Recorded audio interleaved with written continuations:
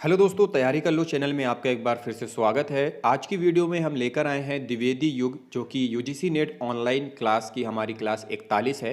यह यूनिट 9 है। तो दोस्तों, इससे पहले भी हमने बहुत सारी यूनिटें की थी। अगर आपने उन यूनिटों को नहीं देखा है तो प्लीज़ एक बार कम से कम उन यूनिटों को देखें। डिटेल में बहुत सारे तथ्य आपको मिलेंगे। जैसा कि हमने 1 से 8 तक की यूनिट कंप्लीट की थी, तो ये आज यूनिट 9 की आखिरी क्लास है। आप चैनल के प्लेलिस्ट में जाकर उन यूनिटों को देख सकते हैं। इसके अलावा आज की जो वीडियो है वो बहुत ही महत्वपूर्ण है, तो प्लीज़ मेहरबानी करके इस वीडियो को मिस मत करिएगा। इसमें बहुत सारे आपको तथ्य मिलने वाले हैं। तो हमारे पास अगले कवि के रूप में है, जो अगले यहाँ पे लेखक हैं द्विवेदी युग के, वो हैं मैथिली शरण गुप्त, जिनका समय है 1886 से 1964 ईस्वी तक का। मैथिली शरण गुप्त द्विवेदी युग के सर्वश्रेष्ठ कवि माने जाते हैं। इनका जन्म चिरगांव झांसी में सन 1886 में हुआ था। कहाँ हुआ था? चिरगांव झांसी में सन 1886 में हुआ था। इनकी अनेक रचनाएं कलकत्ता से निकलने वाले पत्र वैश्योपकारक में छपती थी। कालांतर में इनका परिचय महावीर प्रसाद द्विवेदी से हुआ और इनकी रचनाएं सरस्वती पत्रिका में प्रकाशित होने लगीं। द्विवेदी जी के आदेश व उपदेश से इनकी रचनाएं निखरी। द्विवेदी जी गुप्त जी के गुरु व प्रेरक सिद्ध हुए। गुप्त जी की प्रथम पुस्तक रंग में भंग का प्रकाशन वर्ष 1909 में हुआ, परंतु इन्हें प्रसिद्धि भारत भारती वर्ष 1912 से मिली। भारत भारती ने हिंदी भाषियों में जाति देश के प्रति गर्व और गौरवपूर्ण भावनाएं प्रबद्ध की। तभी से ये राष्ट्र कवि के रूप में प्रसिद्ध हुए। तो मैथिली शरण गुप्त को राष्ट्र कवि की उपाधि प्राप्त है। इन्हें राष्ट्र कवि की उपाधि गांधी जी ने प्रदान की थी। तो भारत के जो राष्ट्र कवि हैं वह कौन है? मैथिली शरण गुप्त। और इन्हें ये उपाधि मतलब राष्ट्र कवि की उपाधि किसने दी थी? तो गांधी जी ने दी थी। गुप्त जी को सन 1952 में राज्यसभा का सदस्य भी नियुक्त किया गया। गुप्त जी राम भक्त कवि थे। मानस के पश्चात राम काव्य का दूसरा ग्रंथ साकेत है, जिसकी रचना गुप्त जी ने की। कविता और निजी जीवन में उन्होंने अंग्रेजियत या संस्कृतज्ञता का आतंक नहीं माना और न ही उनकी अवज्ञा की। साधारण बोलचाल की खड़ी बोली, हिंदी के जातीय मांत्रिक छंद, गृहस्थ जीवन में प्रचलित पौराणिक आख्यान और कुल मिलाकर अपनी साधारणता में वे विनम्र आत्मविश्वास, ये ही वे बुनियादी तत्व हैं जिनसे गुप्त का रचनात्मक व्यक्तित्व निर्मित हुआ। इनका स्रोत किसी प्रकार के अर्जित अभिजात्य में न होकर अपने सामान्य आस्तिक हिंदू गृहस्थ जीवन में था। इन तत्वों के संयोग में राष्ट्रीय भावधारा स्वयं विकसित होती है। मैथिली शरण गुप्त की राष्ट्रीयता पराधीनता के दौर में विकसित होकर भी आत्मीय भाव में सहज है। इसमें आक्रामकता का अभाव है, वैष्णव भावना की निष्ठा है। ये कई विशेषताएं मिलकर महात्मा गांधी की राष्ट्रीयता के समतुल्य चलती हैं। इसलिए गांधी जी जैसे राष्ट्रपिता हैं, वैसे ही मैथिली शरण गुप्त राष्ट्र कवि हैं। मैथिली शरण गुप्त की राष्ट्रीय भावना में न दैन्य है और न पाखंड। प्रबंध काव्य के इतिवृत्त परक रूप को स्वीकार कर उन्होंने पारंपरिक हिंदू पौराणिक गाथाओं को भक्तिकालीन कवियों के समानांतर प्रस्तुत किया। इनके काव्य सृजन में निम्न प्रवृत्तियां द्रष्टव्य होती हैं: कठोर नीतिमत्ता, आदर्शवादिता, वर्ण विषय में विस्तार, राष्ट्रीयता प्रधान राजनीतिक चेतना, सांस्कृतिक पुनरुत्थान, मानव गरिमा, मानवतावादी सामंती शोषकों के आत्मनिरीक्षण पर बल, गांधीवाद का प्रभाव, नारी दृष्टि, सर्वधर्म समभाव, पौराणिकता और आधुनिकता का सम्मिश्रण, स्वाधीनता युगीन चरित्र चित्रण, मर्यादावाद पर दुख कातरता, इतिवृत्तात्मकता, खड़ी बोली का प्रयोग, वैष्णव संस्कार, समन्वित काव्य शिल्प आदि। गुप्त जी की प्रमुख रचनाएं हैं, नाटक है इनका तिलोत्तमा, चंद्रहास और अनग। काव्य ग्रंथ है इनके रंग में भंग 1909, जयद्रथ वध 1910, भारत भारती 1912, किसान 1917, शकुंतला 1923, पंचवटी 1925, अनग 1925, हिंदू 1927, शक्ति 1928, गुरुकुल 1929, विकट भट्ट 1929, साकेत 1932, यशोधरा 1933, द्वापर 1936, सिद्धराज 1936, नाहुस 1940, कुलाण गीत 1942, काबा और करबला 1942, पृथ्वीपुत्र 1950, जय भारत 1952, विष्णुप्रिया 1957। अनुदित काव्य है इनके प्लासी का युद्ध, मेघनाद वध और व्रत संहार। साकेत। साकेत लिखने की प्रेरणा गुप्त जी को महावीर प्रसाद द्विवेदी से मिली। इसे लिखने में उन्हें लगभग 15 वर्ष लगे। इसका प्रारंभ 1916 ईस्वी में तथा समाप्ति 1932 ईस्वी में हुई। साकेत का नामकरण स्थान के आधार पर किया गया। साकेत अयोध्या का ही दूसरा नाम है। गुप्त जी ने साकेत की रचना में अपना ध्यान स्थान पर ही केंद्रित रखा। घटनाओं का केंद्र भी अयोध्या ही है। इस महाकाव्य में कथा कुल 12 सर्गों में विभक्त है। साकेत कितने में है? 12 सर्गों में विभक्त है। गुप्त जी साकेत में वैदर्भी काव्यात्मक गीति शैली का प्रयोग किया है। कवि ने अपना मूल ध्यान तो उर्मिला मतलब लक्ष्मण की पत्नी पर ही केंद्रित किया है। चूंकि उर्मिला काव्य में उपेक्षित रही, किसी ने भी उस पर काव्य रचना का प्रयास नहीं किया। साकेत के 9वें सर्ग में उर्मिला के विरह का वर्णन है। तो ये प्रश्न कई बार पूछा गया है कि साकेत के 9वें सर्ग में क्या है। तो 9वें सर्ग में उर्मिला के विरह का वर्णन किया गया है और इसमें 12 सर्ग हैं। द्विवेदी युग के अन्य कवि तथा उनकी रचनाएं। तो निम्नलिखित हैं द्विवेदी युग के कवि, उनकी रचनाएं। तो पहले हैं नाथूराम शर्मा शंकर, जिनका समय है 1859 से 1932 ईस्वी। नाथूराम शर्मा शंकर का जन्म अलीगढ़ जिले के हरदुआगंज नामक स्थान पर सन 1859 ईस्वी में हुआ। ये हिंदी, उर्दू तथा अंग्रेजी भाषाओं के अच्छे ज्ञाता थे तथा बचपन से ही कविता लिखा करते थे। आरंभ में इनकी रचनाएं भारतेंदु युग की ब्राह्मण पत्रिका में छपती थी, फिर सरस्वती पत्रिका में छपने लगी। प्रारंभ में ये ब्रजभाषा के कवि थे, लेकिन बाद में खड़ी बोली में लिखने लगे। उन्होंने देश प्रेम, स्वदेशी प्रयोग, समाज सुधार, हिंदी अनुराग, विधवाओं तथा अछूतों को अपने काव्य का विषय बनाया। इनकी जो प्रमुख रचनाएं हैं वह है अनुराग रत्न, शंकर सरोज, गर्भरंडा रहस्य तथा शंकर सर्वस्व। उन्हें भारतेंदु, प्रज्ञेंदु, साहित्य सुधारक आदि उपाधियों से भी भूषित किया गया है। भारतेंदु, प्रज्ञेंदु, साहित्य सुधारक। अगले लेखक है हमारे पास रचनाकार राय देवी प्रसाद पूर्ण, जिनका समय है 1868 से 1915 ईस्वी। राय देवी प्रसाद पूर्ण का जन्म जबलपुर में सन 1868 में हुआ। उन्होंने BA तक की शिक्षा जबलपुर से प्राप्त की। कुछ समय वकालत की। इसके अतिरिक्त वे सार्वजनिक कार्यों में उत्साह से भाग लेते थे। वे संस्कृत के अच्छे ज्ञाता थे तथा वेदांत में उनकी विशेष रुचि थी। वे साहित्य के अध्ययन में तद्चित्त रहे। उनकी कविताएं बड़ी सरस व एवं भावपूर्ण हैं। ब्रजभाषा और खड़ी बोली दोनों पर उनका समान अधिकार था। उन्होंने श्रृंगार आदि परंपरागत विषयों पर ब्रज भाषा में तथा देशभक्ति आदि नवीन विषयों पर खड़ी बोली में काव्य रचना की है। उन्होंने प्रकृति सौंदर्य का वर्णन भी किया है। उनके प्रकृति चित्रण सरल और स्वाभाविक हैं। कालिदास के मेघदूत का अनुवाद उन्होंने धाराधर धावन 1902 ईस्वी में नाम से शीर्षक से किया। उनकी अन्य उल्लेखनीय काव्य कृतियां हैं स्वदेशी कुंडल 1910 ईस्वी में, मृत्युंजय 1904 ईस्वी में, राम रावण विरोध 1906 ईस्वी में तथा वसंत वियोग 1912 ईस्वी इत्यादि हैं। फिर अगले लेखक हैं रामचरित उपाध्याय, 1872 से 1938 ईस्वी इनका समय काल है। रामचरित उपाध्याय गाजीपुर के रहने वाले थे। उनकी प्रारंभिक शिक्षा संस्कृत में हुई। बाद में उन्होंने ब्रजभाषा और खड़ी बोली पर भी अधिकार प्राप्त कर लिया। उन्होंने पहले प्राचीन विषयों पर ही कविताएं लिखी, लेकिन आचार्य महावीर प्रसाद द्विवेदी के संपर्क में आने पर खड़ी बोली तथा नवीन विषयों पर कविताएं लिखनी आरंभ की।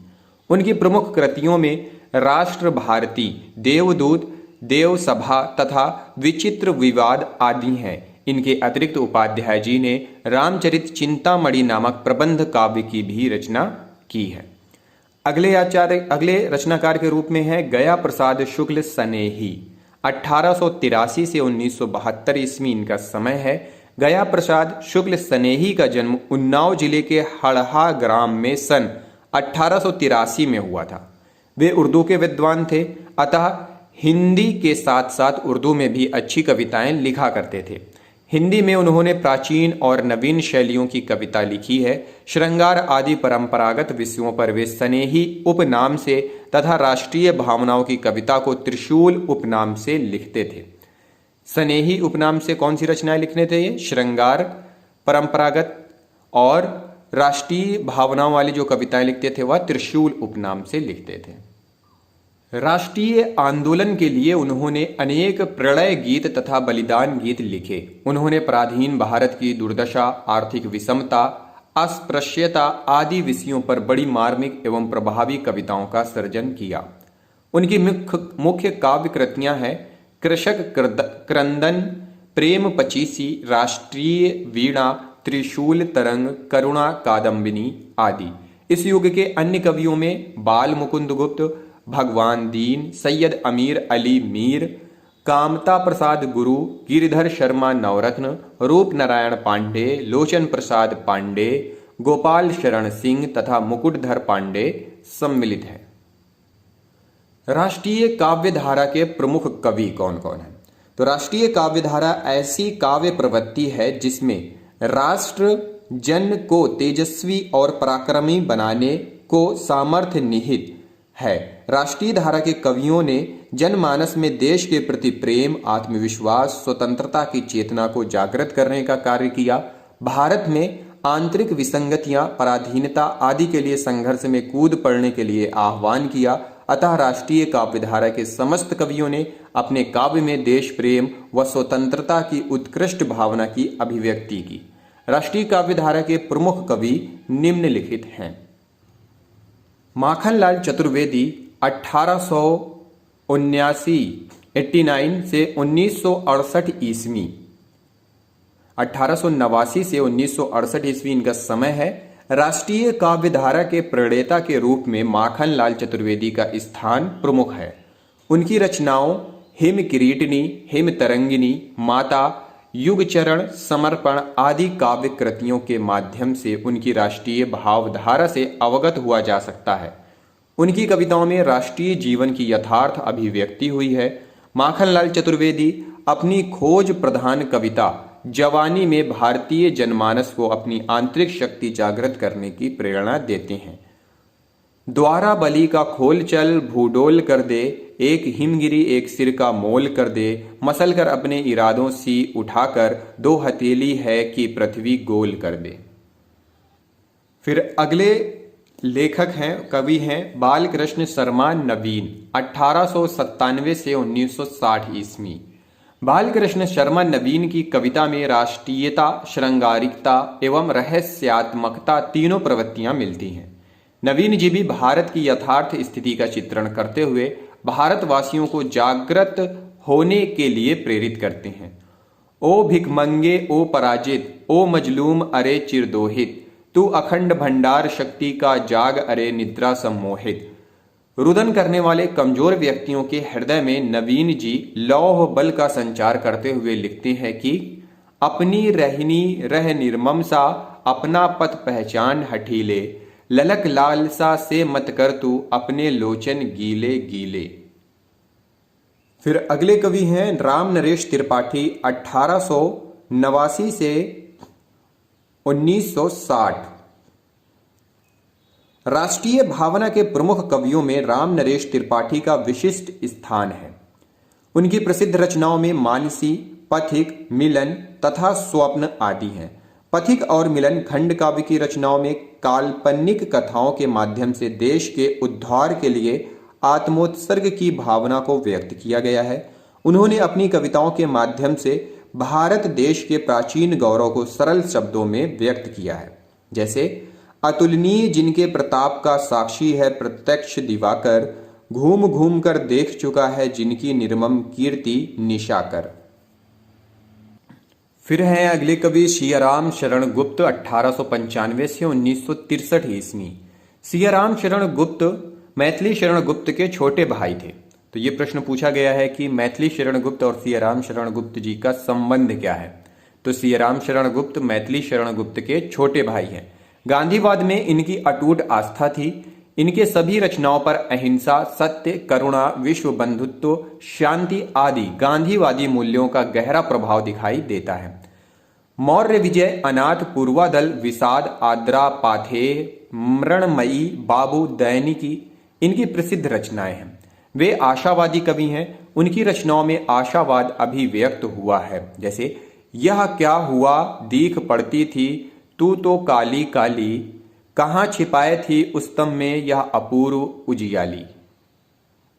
फिर अगले कवि हैं सोहनलाल द्विवेदी। 1906 से 1988 ईस्वी इनका समय काल है।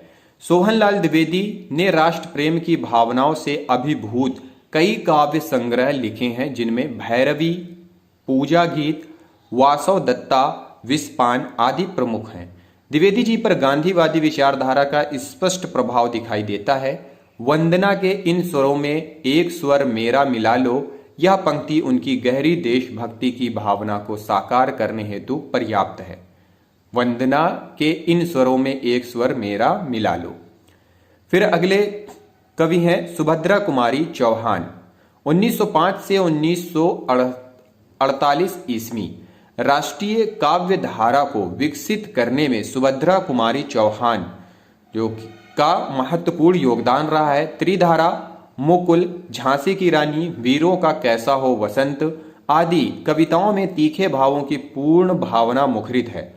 उन्होंने असहयोग आंदोलन में सक्रिय भूमिका निभाई। आंदोलन के दौरान उन्हें कई बार जेल जाना पड़ा।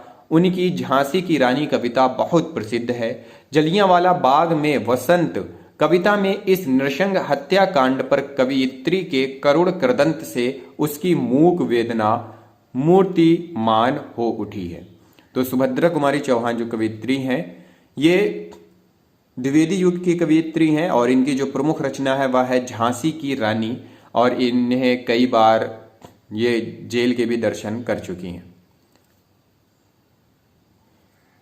इनकी एक कविता है आओ प्रिय ऋतुराज किंतु धीरे से आना, यह है शोक स्थान यहाँ मत शोर मचाना, कोमल बालक मरे यहाँ गोली खा खा कर, कलियां उनके लिए चढ़ाना थोड़ी सी लाकर। तो यह जलियांवाला बाग के ऊपर इन्होंने यह रचना की थी। फिर अगले कवि के रूप में है रामधारी सिंह दिनकर। 1908 से 1974 ईस्वी इनका समय काल है। दिनकर ने अपनी काव्य कृतियां हुंकार, रेणुका, विफतगा में साम्राज्यवादी सभ्यता और ब्रिटिश सरकार के प्रति अपनी प्रखर ध्वंसात्मक दृष्टि का परिचय देते हुए क्रांति का आह्वान किया। पराधीनता के प्रति प्रबल विद्रोह के साथ इसमें पौरुष अपनी भीषणता और भयंकरता के साथ गरजा है। स्वतंत्रता की प्रथम शर्त कुर्बानी तथा समर्पण को काव्य का विषय बनाकर क्रांति व ध्वंस के स्वर से मुखरित उनकी कविताएं नौजवानों के शरीर में उत्साह का संचार करती हैं। एक उदाहरण है जिसके द्वारों पर खड़ा क्रांत, सीमापति तूने की पुकार, पद दलित उसे करना पीछे पहले ले मेरा शीश उतार।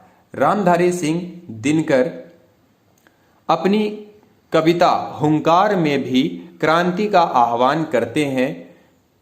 जा रहा बीतता हवन लग्न, करवटें चुका ले शेष व्याल। बल उठे किसी दिन वही राशि ले देकर मेरी चाह एक। फिर अगले लेखक के रूप में है श्याम नारायण पांडे। 1907 से 1951 ईस्वी इनका समय है। श्याम नारायण पांडे जी ने हल्दी घाटी तथा जौहर जैसे प्रबंध काव्यों की रचना की है। हल्दी घाटी तथा जौहर। हल्दी घाटी महाराणा प्रताप के जीवन पर तथा जौहर रानी पद्मिनी की जौहर कथा पर आधारित काव्य है। इन काव्य में अद्भुत प्रवाह, ओज और सादगी है। इनकी राष्ट्रीयता अपने समय के सामासिक भारतीय राष्ट्रीयता न होकर हिंदू राष्ट्रीयता है। द्विवेदी युग के प्रमुख कवि तथा उनकी रचनाएं। तो पहले कवि हैं महावीर प्रसाद द्विवेदी। 1864 से 1938 ईस्वी। काव्य मंजूषा, कविता कलम, सुमन। फिर है अयोध्या सिंह उपाध्याय हरिऔध। 1865 से 1947 ईस्वी। इनकी रचना है कबीर कुंडल, 1899 ईस्वी श्री कृष्ण शतक, 1900 ईस्वी प्रेम प्रपंच, 1900 ईस्वी प्रेमांबु और प्रवाह, 1900 ईस्वी प्रेमांबु वारिधि, 1900 ईस्वी प्रेमांबु प्रश्रवण, 1900 ईस्वी प्रेम पुष्पोपहार, 1904 ईस्वी काव्योपवन, 1909 ईस्वी प्रिय प्रवास, 1914 ईस्वी ऋतु मुकुर, 1917 ईस्वी पद्म प्रमोद, 1920 ईस्वी चोखे चौपदे, 1932 ईस्वी चुभते चौपदे, 1932 ईस्वी पद्म प्रसून, 1924 ईस्वी उपहार, 1928 कल्पलता, 1938 ग्राम गीत, 1938 वैदेही वनवास, 1940 रसकलश, 1940 पारिजात, 1940 मर्म स्पर्श, 1944 दिव्य दोहावली, 1946 हरि औध सतसही, 1947।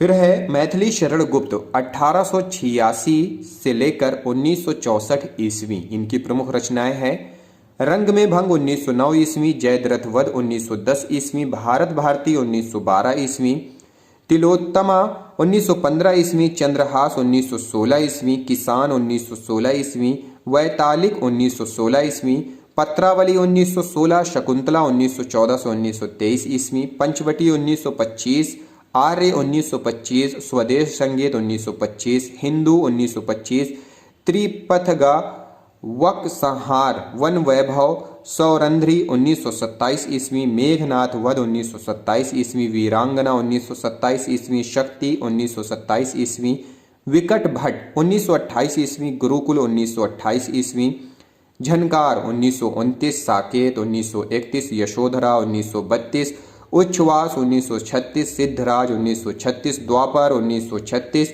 मंगल घट, 1937 नाहुस, 1940 कुणाल गीत, 1942 अर्जन विसर्जन, 1942 विश्व वेदना, 1942 काबा और करबला, 1946 अजित, 1946 प्रदक्षिणा, 1950 पृथ्वी पुत्र, 1950 हिडिंबा, 1950 अंजलि और अर्ध्य, 1950 जय भारत, 1952 राजा प्रजा, 1956 विष्णु प्रिया, 1957 रत्नावली, 1960 स्वस्ति और संकेत, 1983 ईस्वी राष्ट्रवाणी, 1986 ईस्वी। फिर है राय देवी प्रसाद पूर्ण, 1868 से 1915 ईस्वी इनका समय है। इनकी प्रमुख रचनाओं में है स्वदेशी कुंडल, 1910 ईस्वी मृत्युंजय, 1904 ईस्वी राम रावण विरोध, 1906 ईस्वी वसंत वियोग, 1912 ईस्वी। फिर है गया प्रसाद शुक्ल स्नेही, 1883 से 1972 इनकी प्रमुख रचनाएं हैं कृषक क्रंदन, प्रेम पचीसी, राष्ट्रीय वीणा, त्रिशूल तरंग, करुणा कादम्बिनी।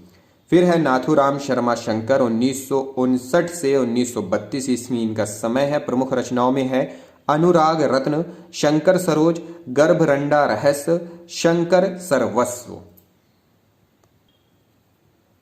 माखनलाल चतुर्वेदी प्रमुख रचनाएं हैं, ये राष्ट्रीय काव्यधारा के प्रमुख कवि एवं उनकी रचनाएं हैं। तो इसमें सबसे पहले है माखनलाल चतुर्वेदी, 1889 से 1968 ईस्वी इनका समय है। प्रमुख रचनाएं हैं हिमकिरीटनी, 1983 ईस्वी हिम तरंगिनी, 1949 ईस्वी युग चरण, 1956 समर्पण और माता, 1951 ईस्वी। मुख्य बिंदु है पुष्प की अभिलाषा नामक प्रसिद्ध कविता इन्होंने ही लिखी है। इनका उपनाम था एक भारतीय आत्मा। तो एक भारतीय आत्मा के नाम से कौन जाना जाता है? माखनलाल चतुर्वेदी। इन्होंने प्रभा प्रताप कर्मवीर का संपादन किया है। फिर है राम नरेश त्रिपाठी, 1989 से 1962 ईस्वी इनका समय है। मिलन 1917 ईस्वी, पथिक 1920 ईस्वी, मानसी 1927 ईस्वी, स्वप्न 1929 ईस्वी इनकी प्रमुख रचनाएं हैं। प्रमुख बिंदु में है प्रबंध रचना की प्रवृत्ति, देशभक्त पूर्ण रचनाएं, मानसी में देशभक्ति की रचनाएं हैं। देशभक्ति प्रकृति चित्रण एवं नीति निरूपण के लिए विख्यात रहे हैं। फिर है सियाराम शरण गुप्त, इनकी प्रमुख रचनाओं में है, इनका जो समय है 1895 से 1963 है। प्रमुख रचनाओं में मौर्य विजय 1914, अनाथ दुर्वा दल 1924, विषाद 1925, आद्रा 1928, पाथेय 1933, मृणमयी 1936 और बापू 1937 ईस्वी इनकी प्रमुख रचनाएं हैं। मुख्य बिंदु में गांधीवादी में अटूट आस्था थी। यह मैथिली शरण गुप्त के छोटे भाई थे। राष्ट्र प्रेम, अहिंसा, सत्य एवं करुणा जैसे मूल्य इनकी रचनाओं में हैं। फिर है बालकृष्ण शर्मा नवीन 1897 से 1960 ईस्वी, इनकी प्रमुख रचनाओं में कुमकुम 1939 ईस्वी, उर्मिला 1975 ईस्वी, अपलक, रश्मि रेखा, क्वासी, हम विस्पाई जन्म के, विनोवा स्तवन। प्रमुख बिंदु में इन्होंने राष्ट्र प्रेम एवं प्रणय की भावनाओं से ओतप्रोत काव्य लिखा है। प्रभा प्रताप का संपादन किया है पत्रिका का। भारत के अतीत गौरव का गान किया है। फिर है सुभद्रा कुमारी चौहान कवियत्री, इनका समय है 1905 से 1948 ईस्वी। त्रिधारा मुकुल 1930 ईस्वी इनकी प्रमुख रचनाएं हैं। झांसी की रानी कविता जनता में बहुत लोकप्रिय हुई है। राष्ट्र प्रेम की कविताओं में असहयोग आंदोलन के वीरों का चित्रण है। फिर है जगन्नाथ प्रसाद मिलिंद 1907 से 1986 ईस्वी इनका समय है। प्रमुख रचनाओं में जीवन संगीत है। भारत के सांस्कृतिक गौरव, राष्ट्रीय चेतना की अभिव्यक्ति इनके काव्यों में मिलती है। फिर है रामधारी सिंह दिनकर, जिनका समय है 1908 से 1974 ईस्वी। प्रमुख रचनाओं में है रेणुका 1935 ईस्वी, प्रणभंग 1938, हुंकार 1938, रसवंती 1940, कुरुक्षेत्र 1946, परशुराम की प्रतीक्षा, रश्मिरथा 1952 ईस्वी, उर्वशी 1961 ईस्वी, नील कुसुम 1964, कोयल और कवित्व, मृत्यु तिलक, हारे को हरिनाम। अनुदित काव्य रचनाओं में इनकी हैं, कौन कौन सी हैं? आत्मा की आंखें D.H. लॉरेंस की 70 कविताओं का अनुवाद है। दूसरा है सीपी और शंख, गद्य रचनाएं हैं इनकी। पहला है संस्कृत के 4 अध्याय, दूसरा शुद्ध कविता की खोज, तीसरा विवाह की समस्या और चौथा दिनकर की डायरी। प्रमुख बिंदु में इन्हें उर्वशी गीति नाट्य पर भारतीय ज्ञानपीठ पुरस्कार प्राप्त हुआ था। कुरुक्षेत्र में युद्ध और शांति की समस्या पर विचार किया गया है। रश्मिरथी कर्ण के जीवन पर आधारित महाकाव्य है। दिनकर की कविताओं में ओज, औदात्य और वीर रस की प्रधानता है। उर्वशी श्रृंगार रस प्रधान काव्य ग्रंथ है। दिनकर के काव्य में प्रगतिवादी भावनाएं भी उपलब्ध होती हैं। उर्वशी में कामाध्यात्म का निरूपण पुरुरवा एवं उर्वशी के माध्यम से किया गया है। फिर है सोहनलाल द्विवेदी 1906 से 1988 ईस्वी इनका समय है। प्रमुख रचनाओं में भैरवी, वासवदत्ता, कुणाल, चित्रा, प्रभाती, युगधारा, पूजा गीत इनकी प्रमुख रचनाएं हैं। प्रमुख बिंदु में इन्होंने प्रबंध काव्य एवं गीति काव्य दोनों की रचनाएं की हैं। इनके काव्य में राष्ट्रीय चेतना विद्यमान है, इनकी भाषा में सरलता है।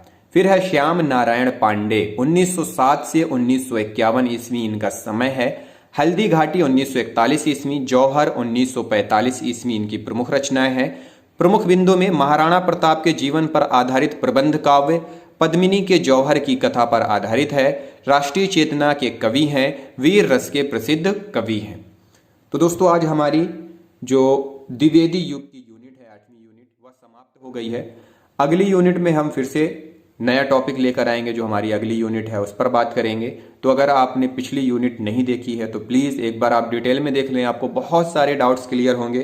क्या है कि हम सिर्फ प्रश्नोत्तरी अगर करते हैं तो हमें जो डिटेल्स में छोटे छोटे पॉइंट्स होते हैं वो मिस हो जाते हैं। तो आप एक बार डिटेल में पढ़ लें, उसके बाद आप प्रश्नोत्तरी पढ़ें तो आपको बहुत ही आसानी होगी। तो कोई समस्या हो रही हो, कोई सुझाव हो तो बिल्कुल आप मुझे बता सकते हैं। कोई भी प्रॉब्लम हो आपसे पढ़ाई से संबंधित, नोट्स से संबंधित या कोई आप वीडियो चाहते हैं उससे संबंधित, तो बिल्कुल कमेंट बॉक्स में जाकर आप कमेंट कर दीजिए।